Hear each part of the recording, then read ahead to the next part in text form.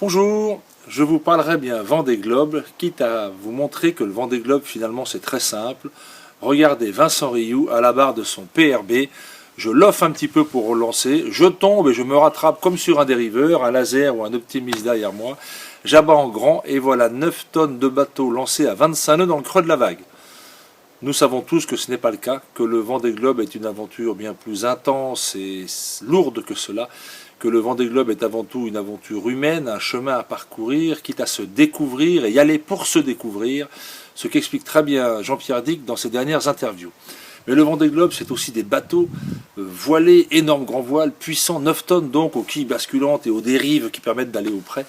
Et ces bateaux qui finalement deviennent très complexes et je me demande si les derniers plans Verdier VPLP n'ouvrent pas la porte justement à une complexité trop grande et à des possibilités de casse et de maintenance impossibles dans le Grand Sud.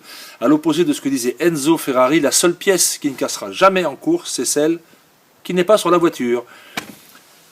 C'est pour ça que je regarde avec plaisir le bateau de notre franco-suisse breton, je ne connais plus sa nationalité, je parle de Bernard Stamm. Regardez son plan Juan K. cheminée Poujoula, comme le pont est dégagé, comme le cockpit est clair. Il est possible que Bernard Stamm ait trouvé un équilibre qui lui permette d'aller jusqu'au bout.